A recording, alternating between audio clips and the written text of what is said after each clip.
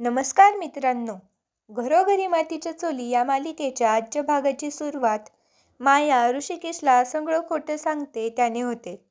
माया ऋषिकेशला सांगते की मास्कमॅनने तिच्या आई वडिलांना किडनॅप केलं आहे आणि ऐश्वर्याचं सगळं प्लॅन तिच्यावर जबरदस्तीने लादलं जात होतं.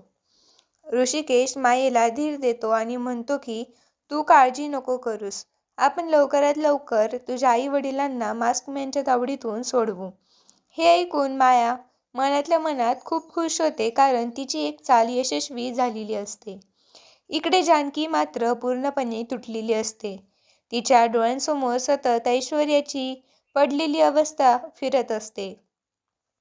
आपल्याच हातून गोळी सुटली, आपल्याच हातून ऐश्वर्याचा खून झाला या विचारांनी ती अक्षरशः वेडी होत असते. ऋषिकेश जानकीला समजावतो, तिला कॉफी प्यायला सांगतो आणि थोडा आराम करायला सांगून बाहेर जातो. ऋषिकेश बाहेर गेल्यावर माया लगेच संधी साधते. माया दरवाजा बंद करते आणि जानकीच्या मनातला अपराधखंड आणखी वाढवते. माया जानकीला सांगते की ऐश्वर्या आता या जगात नाही. हे ऐकताच जानकीला मोठा धक्का बसतो. जानकी म्हणते की ऐश्वर्या जिवंत होती, तिचा श्वास चालू होता, आपण तिला हॉस्पिटलमध्ये नेऊ शकलो असतो. पण माया थंडपणे सांगते की तिने ऐश्वर्याला तिथून दूर नेऊन टाकलं आणि ती कदाचित आतापर्यंत मेली सुद्धा असेल. मायाच्या या शब्दांमुळे जानकी पूर्णपणे कोलमडते. ती स्वतःलाच दोष देत रडत राहते. माया मात्र हळूहळू जानकीला भीती दाखवायला सुरुवात करते. ती सांगते की जर हे सगळं घरच्यांना कळलं तर जानकी जेलमध्ये जाईल, ओवी अनाथ होईल आणि संपूर्ण घर उद्ध्वस्त होईल. माया सांगते की तिने सगळे पुरावे नष्ट केले आहेत आणि कोणालाही संशय येणार नाही. पण जानकीने गप्प राहिलं तर सगळं संपेल. जानकीला काय करावं ते समजत नसतं. एकीकडे सत्य सांगायचं ओझं आणि दुसरीकडे मुलीचं भविष्य. माया मात्र या परिस्थितीचा पूर्ण फायदा घेत असते. ती जानकीला सांगते की हे सगळं मुद्दाम झालेलं नाही, हे नशिबाचं खेळ आहे आणि ऐश्वर्यासारख्या लोकांना कर्माची शिक्षा मिळतेच. हे ऐकून जानकीला मायावर राग येतो, पण ती काहीच करू शकत नाही. इकडे अवंतिका आणि सुमित्रा मायेबद्दल संशय व्यक्त करत असतात. ऋषिकेश येतो आणि त्यांना सांगतो की माया आणि ऐश्वर्या एकत्र नव्हत्या, तर ऐश्वर्या मायेला ब्लॅकमेल करत होती. मास्कमॅनने मायाच्या आई वडिलांना किडनॅप केलं असल्यामुळे माया तिच्या सांगण्यानुसार सगळं करत होती. हे ऐकून सौमित्रला धक्का बसतो आणि तो म्हणतो की आता मायेच्या आई वडिलांना सोडवणं हे आणखी एक मोठं आव्हान असणार आहे. माया आपल्या खोलीत एकटी असताना स्वतःशीच बोलत असते. जानकी फार काळ गप्प राहू शकणार नाही, पण जर ती पकडली गेली तर साक्षीदार मीच असेन, असे ती मनात म्हणते. जानकीला पूर्णपणे अडकवायचं आणि स्वतः मात्र सुरक्षित राहायचं असा मायेचा डाव असतो.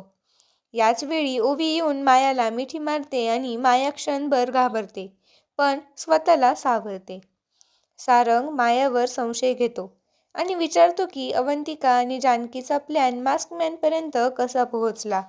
माया लगेच रडारड करून स्वतःला बिचारी दाखवते आणि सारंगवरच उलट संशय घेतल्याचा आरोप करते. सारंग गोंधळून जातो आणि तिथून निघून जातो. माया मात्र मनातल्या मनात सारंगलाही वापरण्याचा निर्णय घेते. इकडे ऐश्वर्या घरात तिचा फोन लागत नसल्यामुळे सयाजी आणि कावेरी काकू खूप घाबरलेले असतात. कावेरी काकू देवाला हात जोडून आपल्या मुलीसाठी प्रार्थना करत असतात. जानकी मात्र घरी सतत तणावत असते. जेवताना तिच्या हातून वरण सांडतं, भात खाली पडतो आणि तिचं विचित्र वागणं सगळ्यांच्या लक्षात येतं. माया मनात म्हणते की जानकीमुळे सगळ्यांना संशय येऊ शकतो. जानकी किचनमध्ये जाते तेव्हा माया तिच्या मागे जाते आणि पुन्हा तिला घाबरवते. जानकी रडत सांगते की तिने खून केला आहे आणि तिला सगळं घरच्यांना सांगायचं आहे. पण माया पुन्हा ओवीचं नाव काढून तिला गप्प बसायला भाग पाडते. ओवी येते आणि जानकीला मिठी मारते. जानकी आपल्या मुलीला जवळ घेत रडत राहते. इकडे ऐश्वर्या जखमी अवस्थेत रस्त्यावर येते. ती एका गाडीसमोर मदतीसाठी येते आणि बेशुद्ध पडते.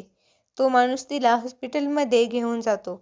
डॉक्टर सांगतात की ही मर्डरची केस आहे आणि पेशंटची अवस्था खूप गंभीर आहे. इन्स्पेक्टरला कळतं की ही सयाजी विखे पाटील यांची मुलगी ऐश्वर्या आहे. इकडे जानकी दरवाजा उघडते आणि तिच्या डोळ्यांसमोर ऐश्वर्या उभी असल्याचा भास तिला होतो. हे वास्तव आहे की तिचा भ्रम हे पुढच्या भागात कळणारच आहे. पुढील भाग पाहण्यासाठी माझ्या चॅनेलला नक्कीच सबस्क्राईब करा, व्हिडिओजला लाईक करा, शेअर करा आणि तुमचं मत नक्कीच कमेंटमध्ये कळवा. धन्यवाद.